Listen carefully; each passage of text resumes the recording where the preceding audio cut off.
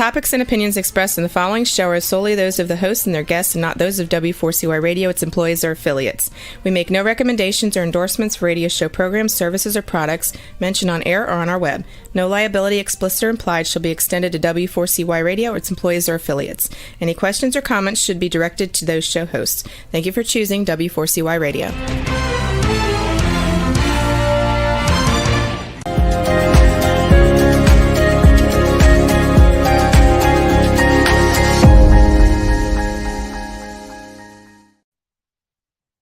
Hello, good afternoon, everybody. This is Real Estate Dreams and Beyond.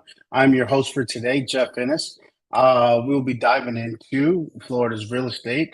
A couple hurdles to watch out for as you do so, as you go to buy your home. Today, I have with me Stephen Brock from Family Mortgage. How you doing, Stephen? Hey, Jeff. How you doing? I'm all right. I'm here. It's sunny South Florida here in Texas. That's the way to go. Oh, man. Also, we have my co-host, the beautiful Lucia Corral from LC's Credit Solution. Hello, everybody. Hey, Stephen. Hey, how you doing? Awesome, guys. So today we wanted to go over a couple topics here on the show. We're missing Donna. Donna's not here. She does a way better job at hosting than I do. Kind of a background singer, if you would. So most recent developments. So I know one of them is Hometown Hero program is been all bought up, right? Soon, how's that going? What are you hearing on the airways about that and clients who can't take advantage anymore? Yeah, essentially it is gone. Right now, every Tuesday, they're going to open it up to, like, there's some loans that don't close for whatever reason at whatever company or whatever the case is. So those funds go back in. And like last week, we had a client that actually we did get qualified under it, but essentially it's gone. For 99.9% of the population, it's completely gone. But it doesn't stop that there are other programs out there for people. This one was just one of the kind of better programs out there. That's why essentially, what was open for 2.5 months and gone kind of thing. Yeah. But so what happens in a situation like that where your client approved in the Hometown Heroes program and now it's depleted? Basically, you're having to go back in and try to see what other down payment assistance programs you can do. Now, you couldn't reserve the funds for that client through that program unless they were under contract.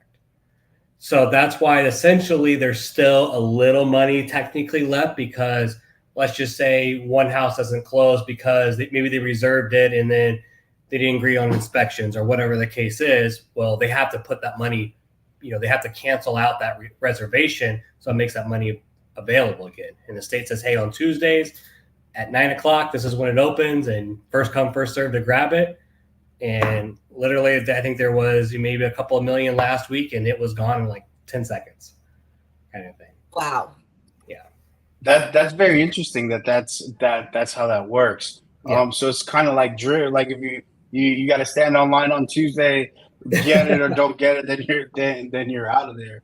What are some other programs that are available to people, first time home buyers, to try to take advantage of, and what was the difference and what made Hometown Heroes such a great package?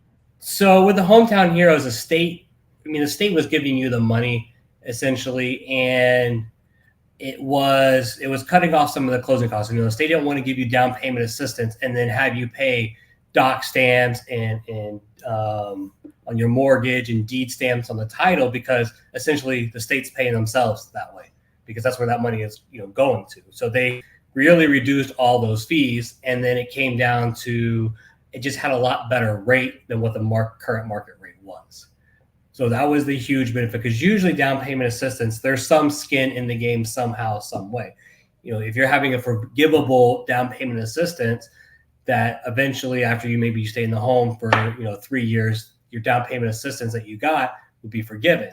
Well, it's not technically free money. You're paying a slightly higher interest rate for that kind of thing. So in this one, essentially, it just had a better rate, it wasn't forgivable, but it just sat on the loan and said, hey, basically when you sell the house in 30 years, that's when it's due.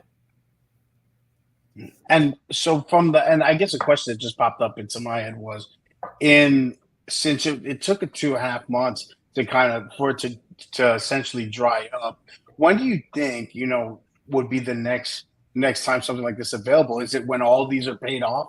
Will it be back in full, or is this something that every year the government kind of shows up? So technically it's a temporary program. They haven't made it officially a permanent program. So the state's going to have to vote on it again. This is the second year that it's been out. The first year it was frontline supervisors and nurses, medical field, firefighters, police officers, veterans. That's what essentially it was for. Well, then they said, okay, Florida's having kind of an issue with this down payment assistance. So they opened it up to every first-time home buyer in Florida. So of course that made it go really quick. The first round, it took like 11 and a half months. Second go around took 2.5 months to go. So they have to revote it in saying, hey, we're going to replenish it. There are talks of them making it permanent, but if they make it permanent, it might just replenish, the same time every year, which is July 1st. Every year it just replenishes. Okay. So right now there's nothing on the books of when they're going to do it. If they still got to vote on it. So there's nothing in the book saying, hey, it's coming back yet right now. Technically, eventually. It seems like such a great program. Exactly, it is. And eventually it should be self-sustaining. Eventually people are going to paying that stuff back because they're going to move, the equity in the house or whatever the case is, they're going to move, and that money is going to go right back to the state into that fund. And I know from we're talking to being at Marketing Madness and talking to a couple of realtors and looking at stats that inventory is low. And I remember just a couple of months ago it wasn't that way. So this bill actually helped kind of dry up some of the inventory a little bit. It did. I mean, you have people out there buying that wouldn't initially buy, kind of thing, just because of this bill. In a responsible way. That's the one thing I like about these programs is that it's responsible buying. So we're not seeing anything like we were seeing post 2007. It's right. Kind of vetting people, and then actually giving them the opportunity, whereas they have the credit and they have the right kind of financial background. They just don't have the capital, or they don't have the liquid cash to say, okay, here, I'm going to buy this home. Yeah, exactly. I mean, it was actually a stricter debt to income ratio than, let's say you had the money, you actually had a stricter debt to income ratio on this program. So that was a big thing, is people were like, oh, they're just giving out money. Like, no, you're actually a lot stricter on your purchase power with this program, because essentially they want to make sure you can pay it in the future. Yeah. So what would be some challenges that you've seen? So now that this program's gone and there's other programs out there, what are some of the challenges that are seeing you getting people approved for these other programs, whether it be it like debt to income, credit? What do you see is going on? So right now, I mean, it is credit is usually the biggest case. You guys know that, you deal with that all the time. Yeah. With certain down payment assistance programs, there's thresholds at 600, 620, 640, and 660. When you start getting into the private money of down payment assistance, now the state one for Florida, the state bond program is they'll give you 10 grand. And it's a 640 credit score. No matter what, once you're over 640, you're going to have the same rate, same benefits as somebody with a 700 kind of thing. But with the private money lending side of it, where they're putting a second mortgage on with it, that's where you see they're more forgivable on the credit side. But the more forgivable they're on that side, the more they're reining in on that interest rate. So you kind of, okay, yeah, we can go lower, but no, there's no free lunch. That they're making their money one way or the other on it. And I guess so. My next question would be for you, Lucia, is in this time, like what what do you see are the biggest challenges of your clients that have been coming to you lately about credit repair? Is it like charge off accounts, or just not being paying attention to their credit? What are the things that you're seeing you're having to remove constantly? Charge offs are always a big one. I always see that's a huge one right now. Definitely. And then one thing that we do see a lot of too is credit card debt. Credit card debt is probably the most common thing that we see. Why people are in a low credit score. Some people have a great job, they have great income, but they're stuck at a low credit score because, you know, their credit cards are maxed out. And a lot of people don't realize how much that really affects it. But one thing that we are seeing is late payment history on student loans. I think that is super big. Student loans definitely report a lot of inaccurate information, and a lot of consumers are affected by it.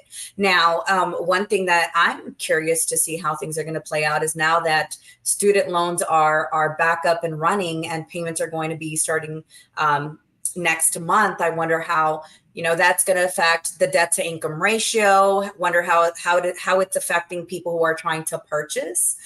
Stephen, are you seeing any of that, you know, student loan information being reported as of yet?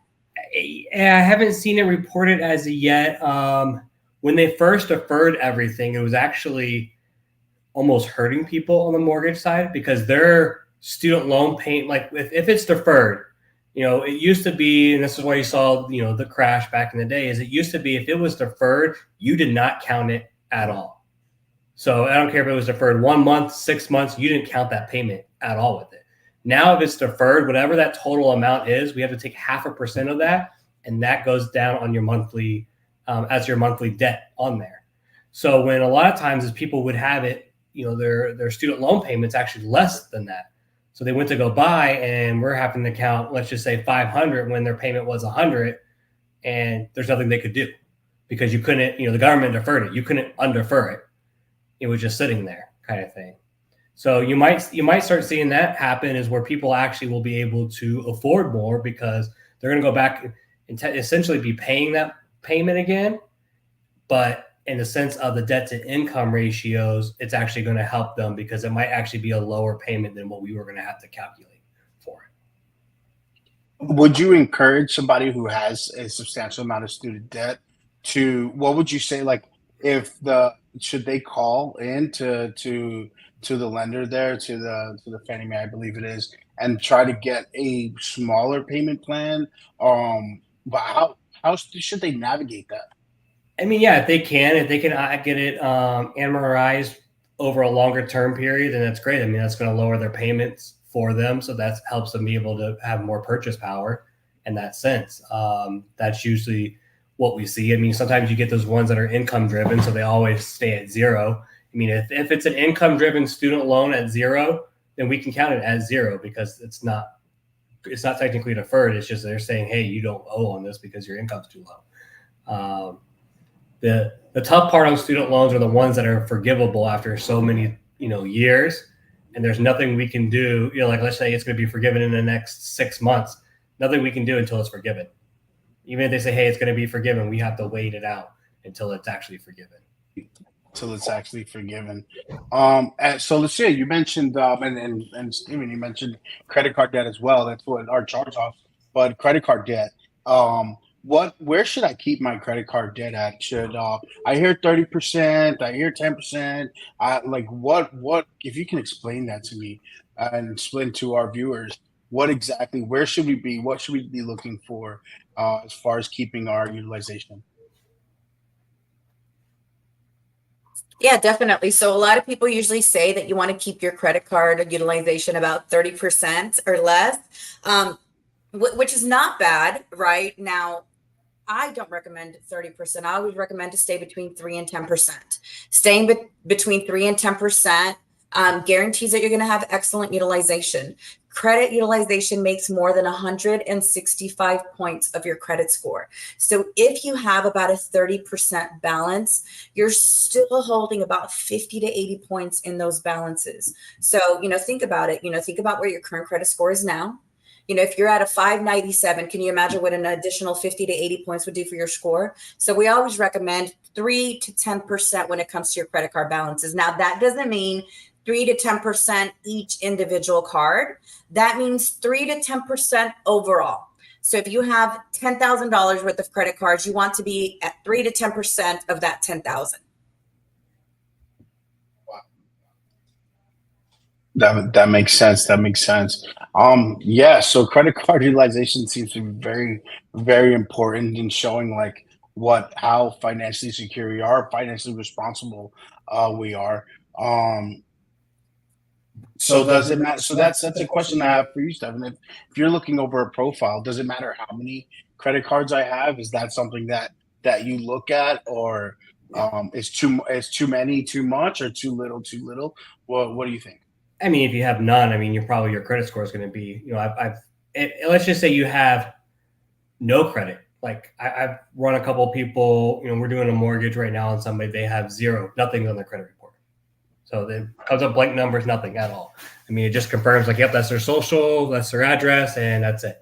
I think there are mortgages we can do with that. They're not tricky at all. We have to show like, okay, a water bill or a phone bill for the last 2 years to show they have been paying something to do it. Now it's considered a riskier loan than somebody with regular credit. So depending on their time frame, we just say, hey, yeah, we can close it, or hey, this is what you need to do to build credit, so you have something in there. So having too many, it doesn't, it's all how much is reporting, how much of that payment is reporting. I mean, you could have one that's $300 or $400 a month, but you might have 5 that are $20 a month, and it's not really, affecting your credit kind of thing. The biggest thing I see on my end with the credit utilization is, of course, the credit scores. They can jump it one way or the other very quickly. People also forget that they start using it, and we have to do a credit refresh. The maximum we can do your credit refresh is 10 days before closing. So if you ran up your credit card before that, and we check it on day, 10 or 9 before, depending on when that closing date is, and you racked it up, like that could drop your score a whole lot, where you went from being approved to not being approved because you ran up that credit card kind of thing. You see it a lot with people that usually are used to paying it off every month. They'll rack it up and pay it off, and they don't realize that it's the bill that's getting reported. So right. Like I can see it like, hey, yeah, you have a $3,000 credit card that's maxed out, but I say you make a payment of $3,000 every single month. Like you're paying it off every month. We can see that, but the credit scores, and when we run it through Fannie Mae and Freddie Mac through their automatic underwriting systems, it doesn't take that into account. It's just going to take up that high charge on there. Right. And that's why I always recommend everybody is, you can definitely use your credit cards during the month if you need to use them, but make sure that you're using them wisely, right? I always tell everybody, make sure that you're making your payments 3 to 5 days before your statement date, not your due date. Your due date is completely different than your statement date. And you're usually going to get an email that tells you your statement is ready, right? So you want to make sure that you have your credit card balances paid down 3 to 5 days before that statement date. Because what that's going to do, it's not going to report that you completely maxed out your credit cards during the month.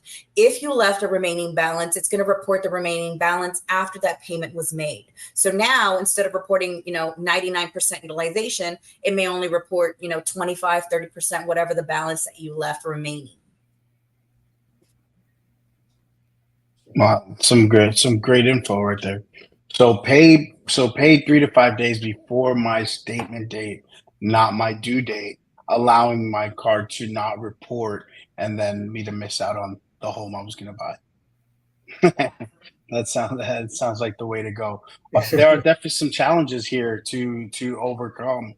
So credit's one of them. Debt to income. What is a correct debt to income ratio for FHA loan? So an FHA loan, depending on their credit score, usually if it's, let's say, under 680 and they don't have a lot of reserves left, it's about 56 to 57 on your back-end ratio. So your back-end ratio means the home, everything that goes with the home, as the home for the principal and interest, the taxes, insurance, and the mortgage insurance and HOA. That's what's called your front end ratio. Now your back end ratio is your front end ratio plus what's on your credit report. So on FHA, your back end ratio, it's about 56 to 57. Depending on your credit score, it could drop down to 53. You go conventional, you can go up to 49. Usually the threshold is about 45 to 46 on that back end. And then most jumbo loans, so depending on the area you're in, about over 720 on the loan amount. Once you hit that threshold, it's about 45 is that back end. Because people don't realize this. When you go a jumbo loan, you're no longer a regular qualified, what we call qualified mortgage. You're now a non-QM mortgage, a non-qualified mortgage, which means Fannie and Freddie doesn't say, here's the guidelines you have to follow. It's going to go under the automatic underwriting system. Now you're a special mortgage once you hit jumbo kind of thing. So the restrictions start getting tighter on that. They're going to look more into the income that they might not have looked at, if you're below that. They're going to look more at, need more reserves. Every point on your credit will start counting against things. So they will really look into detail once you hit that. And that's incredible. Something that I've been wanting to ask is insurance. I know insurance is a big topic in Florida right now. Are you dealing with anything on your end as far as in the lending side? Is the mortgage rates going up affecting, or the lack of mortgage companies in Florida, which is kind of what the rumor is, with a lot of companies with a lot of insurance companies pulling out? What have you seen as of late? It is a lot more difficult. That's why I always tell people you need to be with, if you're not going with me, go with somebody that's local, because you get these national mortgage companies that come in, and I mean, granted, you guys are in Texas now. Like, the insurance is a completely different game. I know it's a little higher there too, but like, you go up to Georgia, or you get these companies that are out of state that just don't understand what our insurance rates are here, kind of thing. So you do see that affect a lot of people. So during the pre-approval process, we are already kind of calculating it to be, we always try to give you slightly higher numbers, rather you prepare for a higher number and it come in lower than the other way around. So it's definitely, we have increased our, it used to be about every 100,000 you were buying, we could probably put 100 a month in there. Now it's probably about 125 to 150 a month is what we have to kind of calculate, depending on the county within Florida. That's where you're kind of starting to situate everything at. Yeah. So do you see anybody like turning down any deals due to the insurance fiasco that's going on in Florida? I have. Usually it's a roofing problem. Usually it needs a new roof. So it's just, it's coming. It's not more of, some people are walking away, but some people are going back to the seller and saying, like, this needs a new roof. Like, nobody's going to get insurance. It's not a buyer, like a specific buyer. Like, it's going to happen to anybody that's coming to buy that place, unless they're buying, cash. Even if they buy cash, like, they still might want insurance. They might not get it, kind of thing. So there's workarounds on that, but that's usually the biggest issue you see people maybe getting denied or walking away from, is that they can't get a reasonable insurance quote on it because of the roofing. And is this something that, have you seen that sellers are usually cooperative in saying, okay, we'll split the difference, or we'll take it out? Like, is that, now when it comes to that, that's a good question, is it possible to say, okay, my roof's going to cost me 15 grand, take 15 grand off the price, but then you're not able to get insurance anyways, right? Is correct. Yeah. That doesn't, kind of defeats the purpose. Now, the seller is able to, either hold into escrow that 15 grand, sit at a title company, they'll get a contract on it and say, hey, it's going to be 15 grand. It closes and everything. And then the roof gets put on after the fact, because maybe the seller doesn't have the money until it closes. Some roofing companies will say, hey, we won't charge you until it closes, but or after, we'll fix it. And then when it closes, that's when we get our money. Like, they'll do that. There's certain companies, but let's just say we're going to close before the roof is done. You still have to get insurance. So you have to, some insurance companies will give you a grace period of, 30 to 60 or 90 days that's saying, hey, we will give you this insurance on the fact that you're going to get that roof done and show us the pictures and show us all the inspections of it. So this, or we are going to basically cancel that policy and change it to a worse one kind of thing. So that is a possibility for a single family home or anything that's basically not a condo. We need an HO6 policy on the house. So there's, depending on the company for the insurance, they'll write it that way. And I've seen them where they're like, hey, if you don't fix it, it's this much. If you fix it, it's this much. And this is a policy we're going to give you in between. But if you don't fix it by that time, then we're going to go back to this old policy, which is, usually several $1,000s more a year. And people are not willing to test that water. So.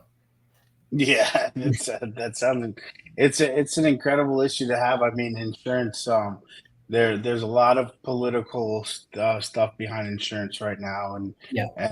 But I don't want to get into too much of that. They did change the law. I think it's just going to take it a couple of years to really kind of go into effect. So, I mean, it started in January this year, and you're starting to see some companies kind of come back in or try to get back into Florida. So you're starting to see it, but it's still not, it's not where it was, 5-6 years ago. Like, it's still a huge problem that we have right now. Yeah, we heard over the last week a couple stories, and one that stuck out to me is somebody's insurance company actually they saw that they could, I guess the insurance companies are going in and seeing that are getting quotes for the homeowner, and if they can get a quote that's better than theirs, they're letting the homeowner know that they're pulling out and for them to go with this other company. Yeah, we'll see after this hurricane that pushed through the panhandle. I mean, that's where what happens after that is really what's going to kind of decide it. I mean, the changes were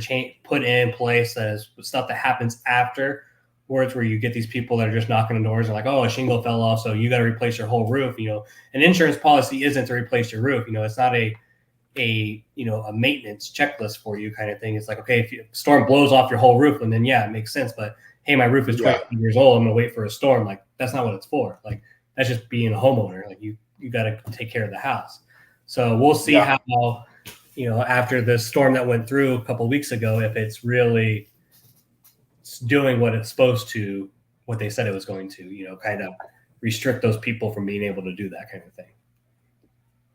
Yeah, makes sense. Makes sense. Home buying, the process is not simple. You definitely have people here to help you simplify the process. Stephen Brock and Lucia Corral with Credit Repair. Any tips for our viewers on where to buy, when to buy? Is right now a good time to buy, or wait till the holidays or after the holidays? What are we seeing? To me, it's if it makes sense to you, you're comfortable with the payment, then it's always the right time to buy. It's like that phrase, like, what's the best time to plant a tree is 20 years ago. The second best time is today. So it's the same thing. Like, rates might be higher, but as we were talking earlier, inventory is low. So what's going to happen when rates come down? Does that mean inventory is going to go back up? No, it means you're probably going to have more buyers on the market trying to buy. So if that's the case, then you're battling it out with people, and that's going to supply and demand issue. So you're going to have more demand, and so the prices are going to keep going up with it. What do you? Oh, sorry, didn't mean to cut you off there. What are you seeing like with the listings, like with it being such a small inventory? Do you see that sellers are negotiating the price? Are they standing their ground and standing firm at what their selling point is? What do you see in that area as far as, with the inventory being small? Are people accommodating the buyers, or they're just holding out?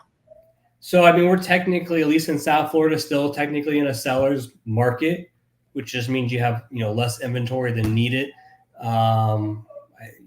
Most people say it's like under 6 months of inventory. Always South Florida has been about 4 months of inventory is a seller's market. So when you're seeing that, you would think that they could just hold their ground. Some of them do, but there's just a lot less buyers on. Yes, there's less inventory, but there's still a lot less buyers because of the rates. You just can't we had such an influx of buyers here in 2020, 2021, and at the beginning of 2022, that it drove the prices so high, but the prices aren't coming back down. Now people are negotiating where, instead of getting 100% of the list price or 105% of the list price, they're getting, maybe 94 to 96%, which is a normal market. So you're still seeing the prices still slowly increase with it. So I tell people right now is, if you are looking, like, this is you're able to go in and negotiate certain things with the seller still, either a price reduction, to get part of your closing costs paid, to get money back for paying down your rate, or doing a 2-1 buy down, to help you with your mortgage payment kind of thing. Having certain things fixed where a year or 2 years ago that, hey, I want a new roof on it, they'd be like, well, go kick rocks. I got 20 other offers that don't want a roof kind of thing. So definitely makes sense. There's something you said a while back in one of your amazing Facebook videos, Stephen, is that we love to see.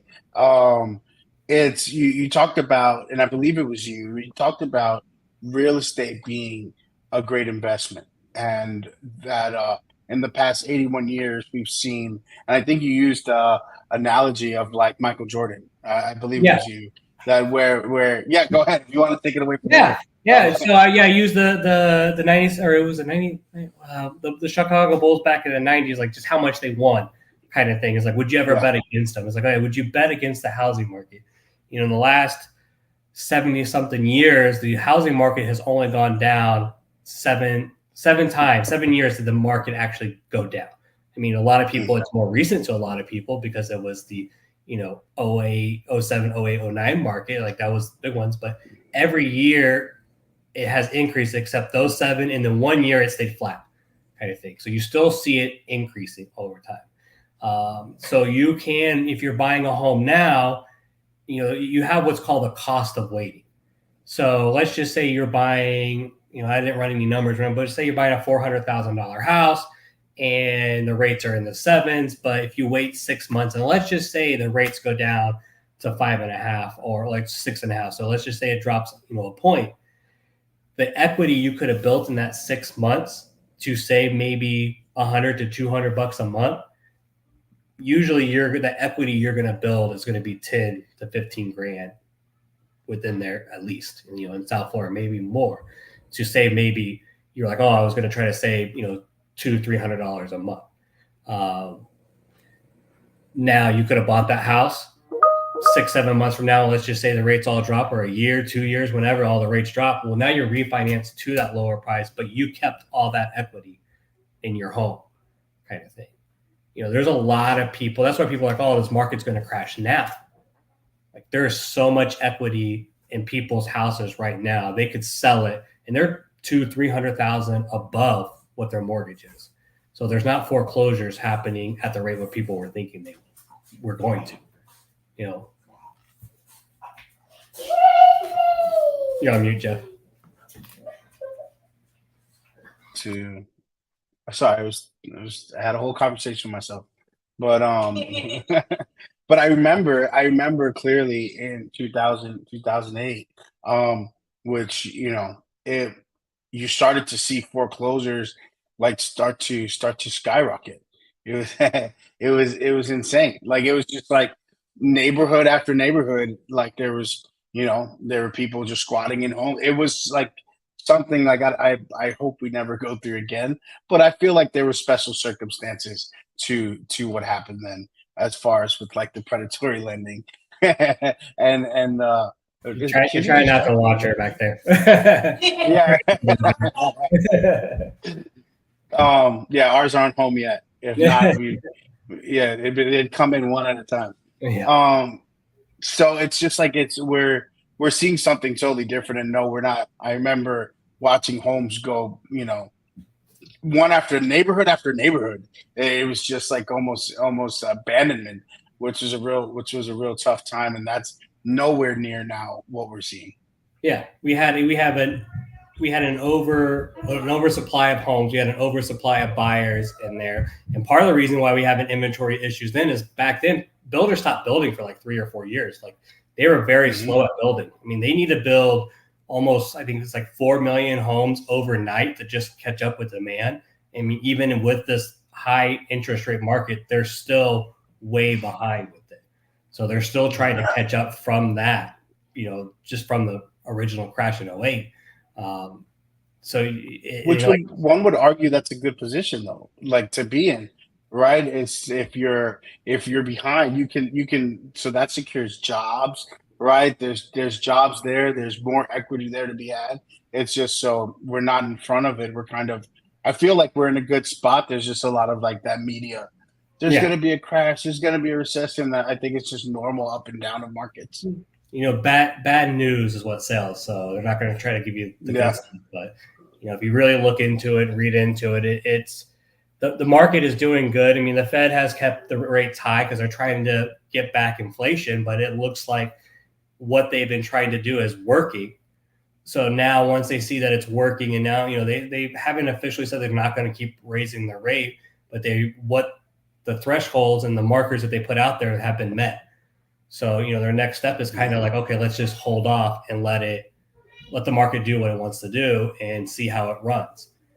So if it starts running normally and people feel like, okay, where inflation is sitting at and everything is holding, then the mortgage rates with the Fed can start backing off of what they're charging, and then that will start bringing mortgage rates down. Mm-hmm. And we're talking, like you said, we're talking about hundreds of dollars a month versus $1,000 in equity in 6 months that you can get. So it all comes behind like education and educating the buyers, right? So they especially the first time home buyers don't really understand real estate. They don't really understand the market. So when they do hear these numbers, you get kind of that freak out, like, oh no, rates are super high, I'm gonna wait.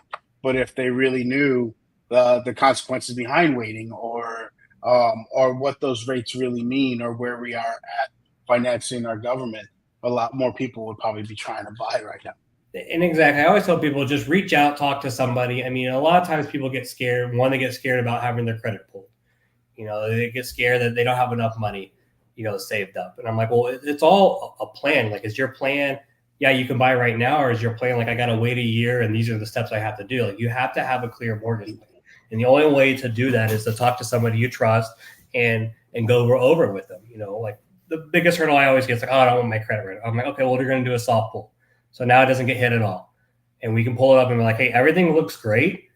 There's nothing you should change. And, to officially give you the pre-approval, we have to do a hard pull now, but like, this is where you're at.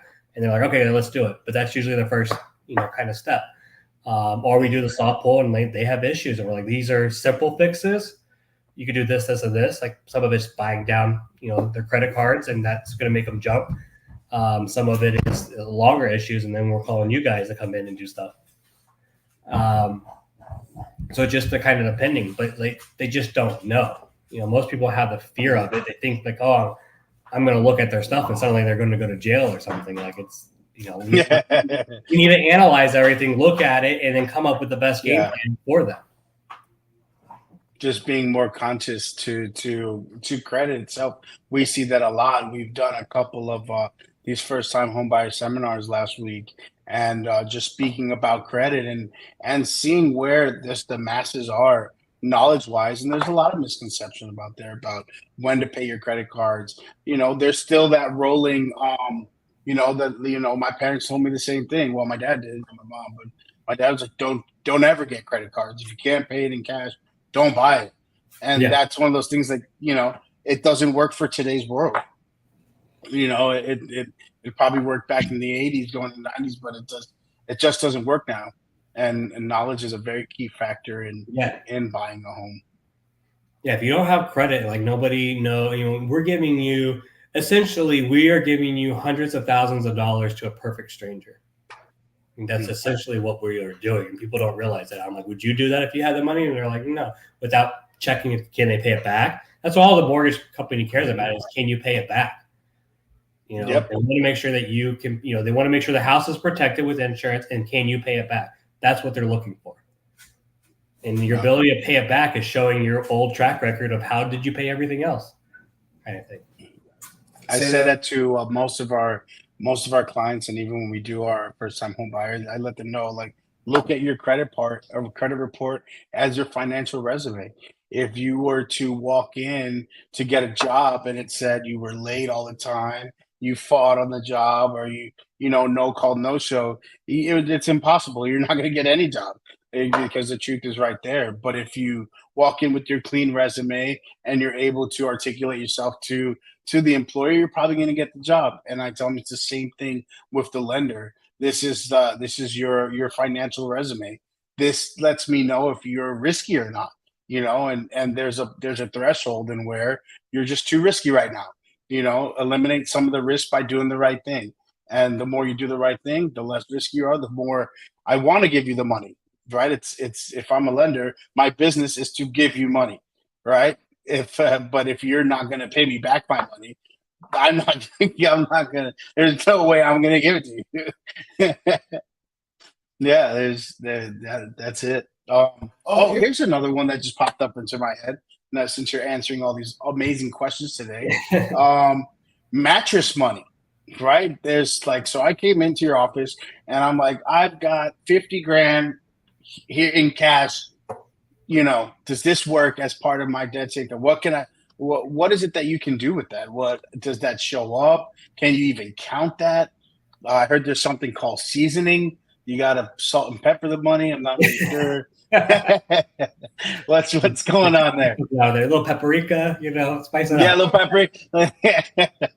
Yeah, so imagine walk in your office with a bottle of salt, some sazon, Goya, and I did it. I'm gonna get something like that now to show people. No, but seasoning means it's sitting in the bank for 60 days. What it's it's not technically really us looking at it. Why do we need your bank statements? And I know I put a video on it, but it's like, what are we actually looking for? We're looking for the influx of money and what's going out. If there's some, for one, is like certain things that aren't showing up on your credit report that are a debt that we need to count, child support, or, sometimes people they have private mortgages and they don't have it on their credit, on their credit report. But the other thing we're looking at is the money that it's actually coming in. And what we're looking for that is there money laundering happening? Because real estate used to be the biggest way of money laundering. I mean, I guess it technically still can if you're buying cash because nobody's checking it out. But we're looking at is money coming in that has to be accounted for. And you might have got the mattress money legally, all fine and dandy, but we can't prove it. That's the problem. We need to see the paperwork on it. Hey, I have 50 grand that's sitting in a 401k. I suddenly move it over to my checking account, and all you show me is a checking. I'm like, oh, where did this 50K come from? You're like, this 401k. You should prove it. Now it's good. But if it's sitting under the market, it needs to be in the bank for 60 days to be considered, seasoned, that it's sitting there, and then we'll be able to count it. Okay. No, definitely, because you do have people who they're saving money under the mattress. They don't trust the bank institutions for whatever reasons. Or people still, it's just I have a couple of those things. This is what they're doing, and I'm like, you need to start depositing it. And I'm like, every time, we're gonna look back 60 days from the closing. 60 days back is what we're really checking for. So every month that kind of passes that you're putting money in there, and it's better. Or maybe you do have a bunch of cash. Hey, let your paychecks hit and stay there, and then just use cash for everything else. So that pay stub is accumulating in there, and you're paying your bills, maybe cash some other way, kind of thing. Makes sense. That makes a lot of sense. What are you hearing about the rental market in Florida? How's that going? I was hearing that rent prices are still going up.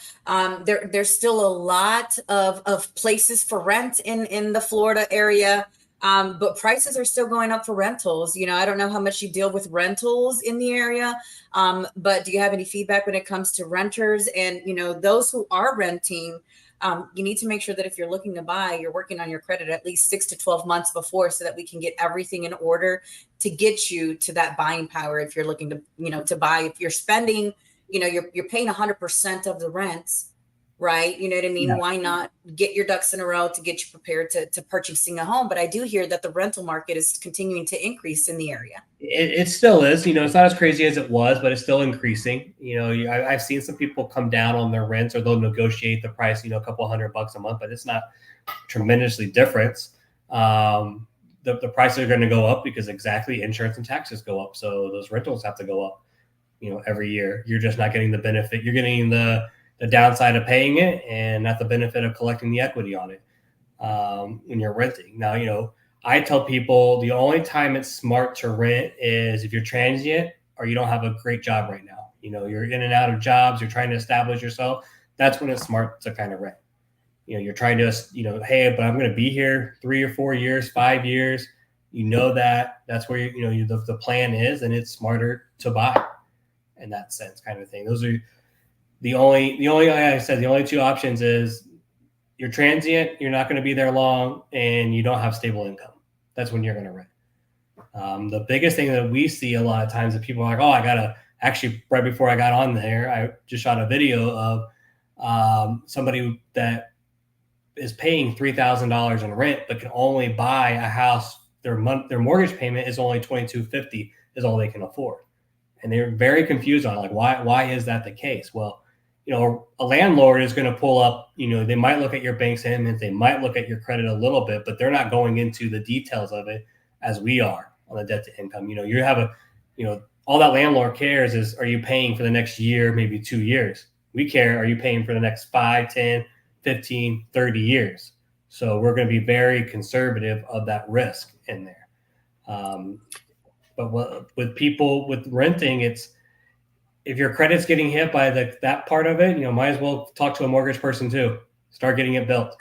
Absolutely. You got 12 months to essentially you have 6 months to start preparing, because usually you're going to start looking about probably 6 months before you purchase, before you close.